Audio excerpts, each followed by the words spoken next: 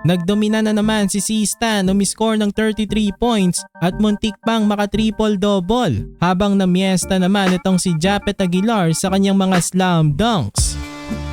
Barangay Ginebra versus Converge Fiverr Xers. Second seed ang Ginebra ngayon sa standings, habang pang 12 naman itong Converge. Sa start ng first quarter, maganda ulit ang start ni Ralph Koo. First attempt niya from beyond the arc, pasok agad. Maaga ring nakadakdak itong si Japet Aguilar. Tapos nakatres na rin si Scottie Thompson. Pero dikit na dikit lang ang laban dito sa first quarter. Nakalamang saglit ang Converge dahil kay Winston. Pero balik sa Ginebra ang kalamangan after ng tres ni Maverick Ahamnisi. At naka 4 points pa si C-Stan down the stretch. Natapos ang first quarter sa score na 24-21.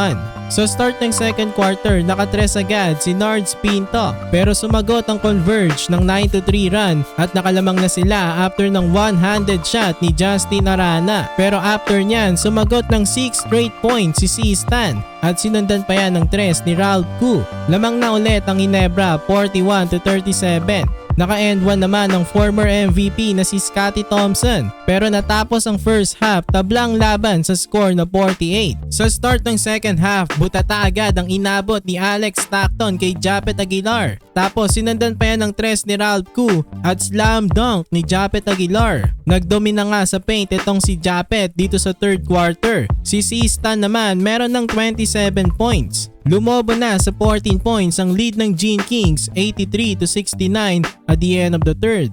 Sa start ng fourth quarter, nakatres si Nards Pinto. Naka-steal pa siya at naka-score sa fast break. Sinundan pa yan ni C-Stan, another turnover para sa Fiverr Xers. Abante na ang Ginebra ng 19 points, 92-73. Around 3 minutes, pinasok na ang bagong player ng Ginebra na si David Morel. Shinowcase ang kanyang athleticism at kahit 26 seconds na lang ang natitira, dumidepensa pa itong bagong player ng Ginebra. In the end, nanalo ulit ang Ginebra at mananatili silang second seed.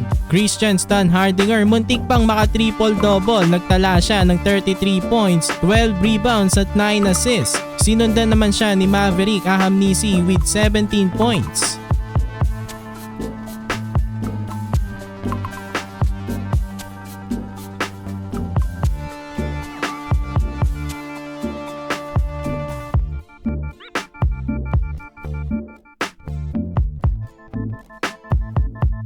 You